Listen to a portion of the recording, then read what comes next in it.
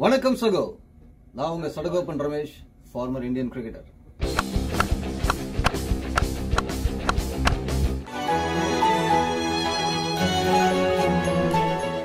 வணக்கம் சகோ, வாழ்த்துக்கள் to Lucknow cricket fans. It's all right. CSK fans நல்ல கிரிக்கெட் ஆனாங்க லக்னோ, அதை நம்ம டெஃபினட்டா சொல்லி ஆகணும். பாராட்டுக்கள். கிளியரா அவங்க ஆரம்பத்திலேருந்து எண்டு வரைக்கும் பார்த்தீங்கன்னா ஒரு கிளினிக்கல் பர்ஃபார்மன்ஸ் கொடுத்துட்டு டாமினேட் பண்ணிட்டு போயிருக்காங்க. ஹோம் அட்வான்டேஜ் நிறைய முறை வந்து அவங்க அங்கே ரொம்ப நல்லா பண்ணியிருக்காங்கன்ற விஷயத்த பார்க்குறோம். இன்ஃபேக்ட் டாஸ் வின் பண்ணி ராகுல் சேசிங்னு சொல்லும்போது கொஞ்சம் நானும் சர்ப்ரைஸ் ஆனேன். பட் அவரே ஒரு ஹிண்ட் கொடுத்தாரு, டியூ ஃபேக்டர் வரதுக்கான ஒரு வாய்ப்பு இருக்கலாம் அப்படின்றது. ஆனால் பெரிய அளவுக்கு டியூ வரல, அதுதான் உண்மை. அது அந்த மாதிரி ஒரு வாய்ப்பு இருந்தாலே நிறைய கேப்டன்ஸ் மைண்டில் ஓடக்கூடிய ஒரு விஷயம், சேசிங் பண்ணிடலாம்ப்பா அப்படின்னு. ஸோ அதை பண்ணாரு. ஸோ முதல்ல சிஎஸ்கே ஆரம்பமே சர்க்கிளாக இருந்து ரச்சின் ரவீந்திரா அவுட் ஆனாரு. அதுக்கு ஆனால் ரஹானே ஒரு சின்ன கேமியோ ஆனார். அங்கே தான் ஒரு நம்பிக்கை வந்தது, ரஹானே ருத்ராஜ் ஒரு பார்ட்னர்ஷிப் வருமானு சொல்லிட்டு. அப்புறம் ருத்ராஜும் அவுட் ஆனார். அப்புறம் வந்து ஒரு இழுபறியா போச்சு. பட் ஜடேஜா அன்னைக்கு நம்பர் 4 வந்தார். ரொம்ப ஆச்சரியமான ஒரு விஷயம். அதாவது தோனி கேப்டன்சியில் இவ்வளோ மாற்றங்கள் டக்கு டக்கு டக்குன்னு நம்ம பார்க்க மாட்டோம். பட் ருத்ராஜ் கேப்டன்சியில் பாருங்க, டக்குன்னு அவர் நம்பர் 3 வர்றாரு, ரஹானே ஓப்பனிங் அமைச்சாரு, ஜடேஜா நம்பர் 4 வர்றாரு. அப்படின்ற போது கொஞ்சம் டக்கு டக்கு டக்குன்னு போறாரோ ருத்ராஜ் அப்படின்ற ஒரு கேள்வி வருது. ஜடேஜா அட்டகாசமாக ஆடினாரு, பியூட்டிஃபுல்லாக ஆடினார் ஜடேஜா.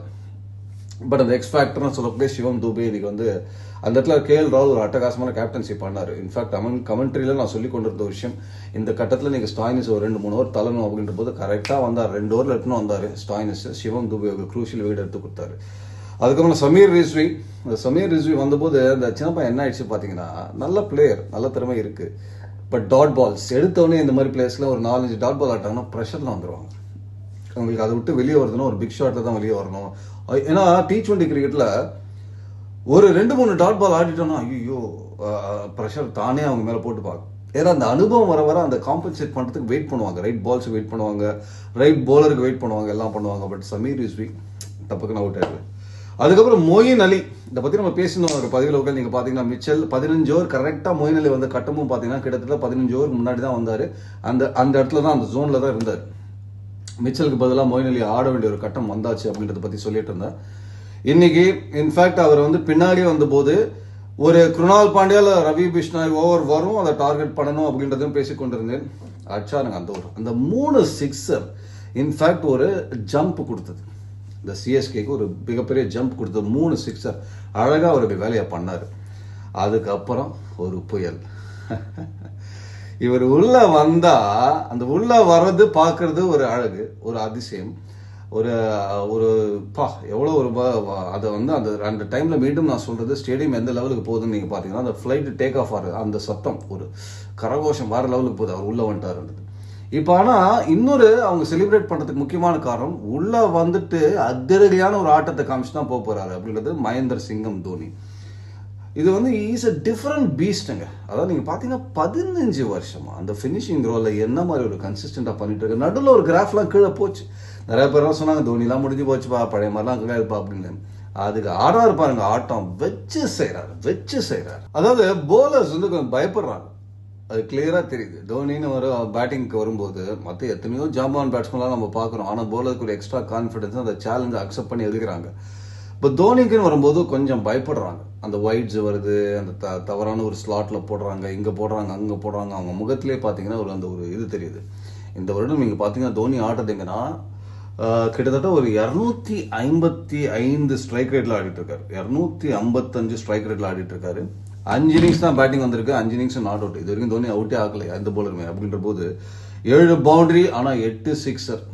இதுல எஸ்பெஷலி அவருக்கு ஒரு இது இருக்கு. நீங்க பாத்தீங்கன்னா கடைசி ஓவர் தோனி இது இருக்கு ஐபிஎல் வரலாற்றுலயே பாத்தீங்கன்னா கடைசி ஓவர் மட்டுமே அவர் அடித்திருக்கக்கூடிய சிக்ஸ்கள் பாத்தீங்கன்னா கிட்டத்தட்ட 65 சிக்ஸஸ் அடிச்சிருக்காரு. ஐ திங்க் அந்த 64 ஏதோ இருந்தது. அதுக்கப்புறம் இன்னைக்கு அடிச்ச சிக்ஸ் எல்லாம் சேர்த்தீங்கன்னா 65 66 கிட்ட இருக்கலாம். 250 ஸ்ட்ரைக் ரேட்ல ஆடி இருக்காரு கடைசி ஓவர் மட்டும் தோனி. இது எப்ப ஆரம்பிச்சது? ஐபிஎல் 2008 நான் இது வரைக்கும் சொல்றேன். கிட்டத்தட்ட 15 வருஷமா அந்த ரெக்கார்டை மெயின்டைன் பண்ணிருக்காருன்ற போது hats off to this legend. So மீண்டும் அந்த 175 அப்படின்னு 176 அப்படின்னு எடுத்துன்னு போனதுக்கு முக்கியமான காரணம் அந்த தோனின்ற அந்த பேட்ஸ்மேனோட ஒரு கேமியோ. ஸோ தோனி ஒரு பக்கம் வந்து 300 ஸ்ட்ரைக் ரேட்ல ஆடின போது, இந்த பக்கம் ரவீந்திர ஜடேஜா ஒரு அற்புதமான ஒரு 50+ நாட் அவுட்ல வந்திருக்காரு, 57 அப்படின்றது. இது ரொம்ப முக்கியம். ஜடேஜா வந்து பேட்டிங்லையும் பர்ஃபார்ம் பண்றது போக போக முக்கியமான மேட்சஸ் சிஎஸ்கேக்கு அந்த மஞ்சளுக்கு ரொம்ப ரொம்ப முக்கியமான ஒரு விஷயம். ஸோ போலிங்கை பொறுத்த வரைக்கும் நீங்கள் பார்த்தீங்கன்னா எல்லாருமே நல்லா போட்டாங்க. எஸ்பெஷலி குருணால் பாண்டியா அவர் தான் கொஞ்சம் அந்த டக்குன்னு நீங்கள் பார்த்தீங்கன்னா கேம்குள்ளே வந்து அவர் இழுத்து பிடிச்சிருந்தார். 3 ஓவரில் 14 ரன்னு 2 விக்கெட். அப்புறம் மார்க்கஸ் ஸ்டாய்னிஸ் 2 ஓவரில் 7 ரன் 1 விக்கெட் அப்படின்றதுனால அந்த இடத்துல அந்த ரன் ரேட்டையும் குறைச்சது யாருன்னு பார்த்தீங்கன்னா இந்த 2 பவுலருக்கு முக்கிய பங்களிப்பு. ஓகே, மீண்டும் நீங்கள் வந்தீங்கன்னா அவங்களோட சேஸ் KL ராகுல், கிளாசி ராகுலுங்க.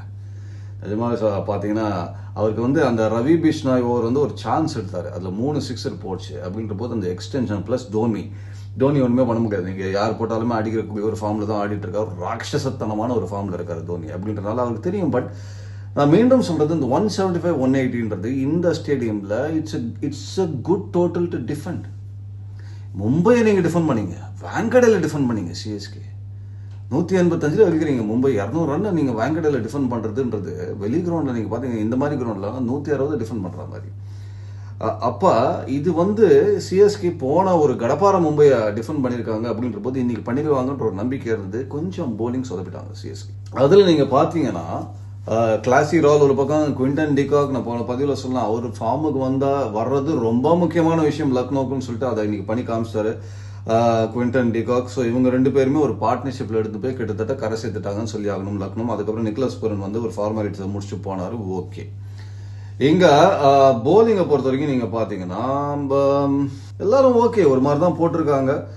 இன்ஃபேக்ட் பத்திரானா இன்னைக்கு பத்திரானா கிட்ட நம்ம எக்ஸ்பெக்ட் பண்ணுறது ரன் த்ரூ மும்பையோகே பண்ண மாதிரி இந்த க்ரூஷியல் விக்கெட்ஸ் எடுத்து கொடுப்பாரா, அந்த பார்ட்னர்ஷிப்பை உடைச்சு டக்குன்னு 2-3 விக்கெட் எடுத்து கொடுப்பாருன்றது நம்ம யோசிச்சோம்.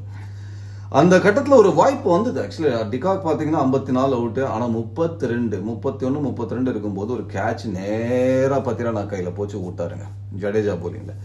அந்த இங்கே அது ரொம்ப குரூஷியல் கேட்சாக நான் ஏன் சொல்கிறேன்னா 2 விஷயம். டிகாக் ரொம்ப டேஞ்சரஸான ஒரு பேட்ஸ்மேன். இங்கே ஒரு பார்ட்னர்ஷிப் போயிட்டு இருக்கு. அந்த பார்ட்னர்ஷிப்பை உடைச்சிங்கன்னா புதுசாக ஒரு பேட்ஸ்மேன்.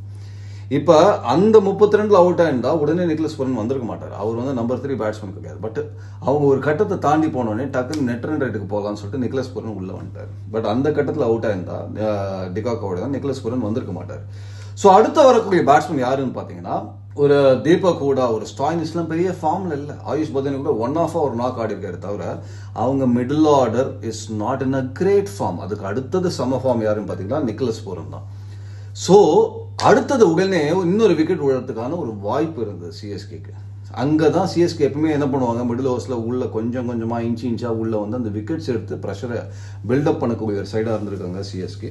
அதை தவற விட்டாங்க. இன்னைக்கு ஆக்சுவலாக அந்த குரூஷியல் கேட்ச் மும்பையோட வெற்றிக்கு வித்துட்டு அந்த பத்திரானா கையிலேயே அந்த கேட்ச் ஓடணும்னு இருக்கு. ஒன்றும் பண்ண முடியாது. Nobody drops it. பட் யாருமே வேணும்னே அந்த கேட்ச் போக மாட்டாங்க. இன்னைக்கு வந்து அது ஒரு திருப்பு முனையாக இருந்திருக்கலாம் கண்டிப்பா.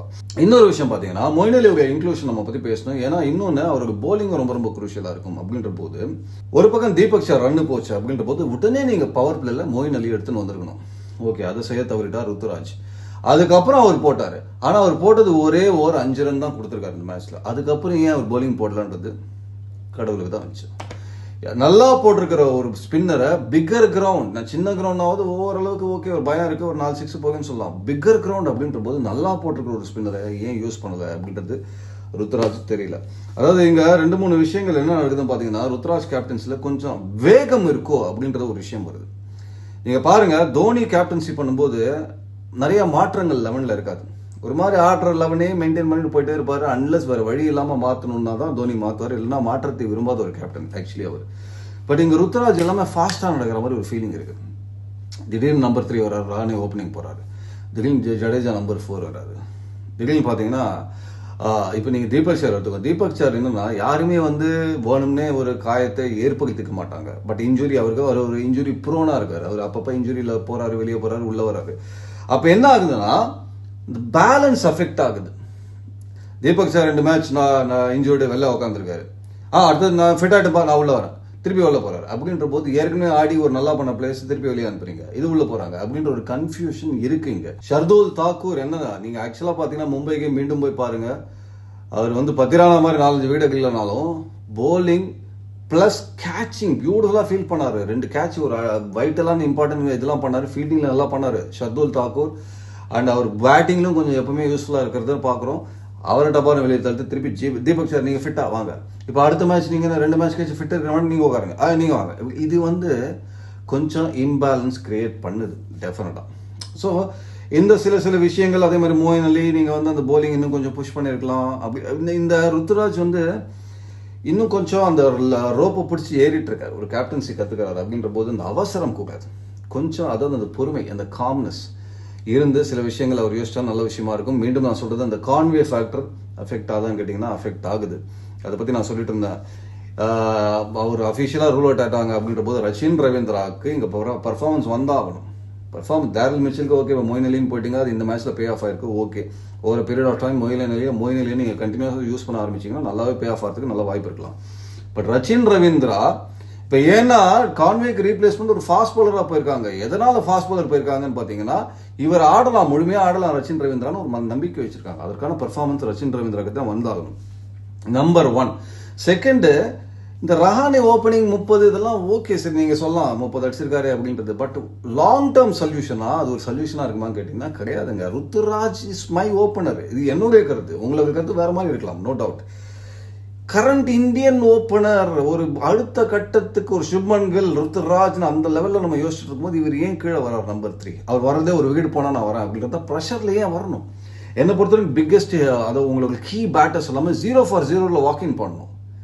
0 for 0 ப்ரெஷர் கிடையாது இல்லையா? ஒன்று நீங்கள் அங்கே ஃப்ரீயாக ஆடுறீங்க. இப்போ நான் போகிறேன் 10 for 1, 5 for 1, இந்த ப்ரெஷர் நான் உள்ளே போகிறேன்ற போது நான் ஒரு கேட் ஆன் த வால், மதில் மேல் பூனை மாதிரி ஒரு அப்ரோச் அடாப்ட் பண்ண வேண்டிய ஒரு கட்டாயம் வந்துருக்காங்க. நீங்கள் போய் ஒரு ஆங்கர் ரோல் பண்ணுங்க. ஒரு கேஎல் ராகுல் என்ன பண்ணுறாரு, லக்னோ ஒரு சுப்மன் கில் என்ன பண்ணுறாரு, ஒரு விராட் கோலி என்ன பண்ணுறாரு, இதுதான் உங்கள் வேலை. 15 ஓவர் நான் ஆடுறேன், ருத்துராஜ் ஆடுங்க ஒரு பக்கம். இன்னொரு பக்கம் அந்த கேமியோ ஆடுறதுக்கு ரச்சின் ரவீந்திரா வச்சிருக்கீங்க. இப்போ ரஹானேவை நீங்கள் தூக்கி, இன்ஃபேக்ட் இப்படி உல்டால ஒர்க் ஆகும். 5 for 1 ரஹானே வந்து ஸ்டெபிலிட்டி கொடுக்கறதுக்கான ஒரு டெக்னிக்கும் ஒரு பேட்டிங்கும் அவர்கிட்ட இருக்கு. கான்வே ருத்துராஜ் தான் மோஸ்ட் சக்சஸ்ஃபுல் பேராக இருந்தாங்க. One of the best pairs IPL நம்ம பார்த்தது. அப்போ கான்வே இல்லைன்ற போது ருத்துராஜும் இல்லை. இப்போ நம்ம பார்க்கறது புது பேராக இருக்கு, ரஹானே ரச்சின் ரவீந்திரா அப்படின்றது. இது வந்து சிஎஸ்கே எஸ்பெஷலி ருத்துராஜ் அவர்களே இதை கொஞ்சம் இது பண்ணி திருப்பி அவர் ஓப்பனிங் வருது ரொம்ப முக்கியமான விஷயம். ஒரு கரண்ட் இந்தியன் ஓப்பனர், அதிரடியான ஓப்பனர் நிற்கிறாரு கிரீஸில் 0 for 0னாலே ஒரு எக்ஸ்ட்ரா ப்ரெஷர் போலருக்கு கண்டிப்பாக இருக்கத்தான் செய்யும். மேபி ராணே நல்லா பண்ணலாம், பண்ண வேணாம், அதை பற்றி நான் பேசவில்லை. Rane is excellent player. But ஒரு லாங் டேர்ம் இந்த சீசன் முழுக்க நீங்கள் பார்த்தீங்கன்னா ருத்துராஜ் ஓப்பனிங் ஆட வேண்டிய ஒரு அவசியம். ஏன்னா எல்லா ஓப்பனர்ஸும் 100 அடிச்சிட்டு இருக்காங்க. ருத்துராஜும் 100லாம் அடிச்சு காமிச்சிருக்காரு. அந்த 100 அடிக்கக்கூடிய ஓப்பனர்ஸ் இன்னைக்கு T20 கிரிக்கெட்ல ரொம்ப முக்கியமான அந்த டிஸ்டன்ஸ் ரொம்ப இம்பார்ட்டன்ட். அப்படின்றதுனால more than cameo 30-40 the distance ரொம்ப important. So Ruturaj should come back to opening, ரொம்ப இம்பார்ட்டன்ட். எனவே அடுத்த 3 மேட்ச் திருப்பி சென்னைக்கே வராங்க, அவங்களுக்கு கோட்டைக்கே வராங்க சிஎஸ்கே. அப்படின்றதுனால பெரிய பாதகம் இல்லை. நத்திங். அந்த 3 மேட்ச், அடுத்த 3 மேட்சும் சென்னையில் ஆடுறாங்கிறது ஒரு மிகப்பெரிய அட்வான்டேஜ் சிஎஸ்சியை பொறுத்த வரைக்கும். ஸோ நல்லா பண்ணுவாங்கன்றத நம்புவோம். பட் லக்னோ சூப்பராக ஆடி இருக்காங்க. டிகாக் மீண்டும் ஒரு ஃபார்முக்கு வந்தது ஒரு மிகப்பெரிய பலம்னு சொல்லி ஆகணும் உங்களுக்கு. அதுவும் நிக்கலஸ் பூரன் செம்மையாக ஆடிட்டு இருக்காரு, கேஎல் ராகுல் நல்லா ஆடிட்டு இருக்காரு. அவங்களோட இந்தியன் பேட்டர்ஸும் நல்லா பண்ண ஆரம்பிச்சிட்டாங்கன்னா தே சீம் ஒரு நல்ல ஒரு மாதிரி தரமான சைடு மாதிரி கண்டிப்பாக தெரியுறாங்க. எனிவே நன்றி சகோ, உங்களுக்கு ஆதரவு, உங்களுக்கு இதுக்கு சப்போர்ட்டுக்கும் ரொம்ப நன்றி. அண்ட் பெல் பட்டனை தட்டுங்க, ஷேர் பண்ணுங்க, சப்ஸ்கிரைப் பண்ணுங்க, எல்லாம் பண்ணுங்க. டக். ஓகே, தேங்க்யூ சகோ, தேங்க்யூ.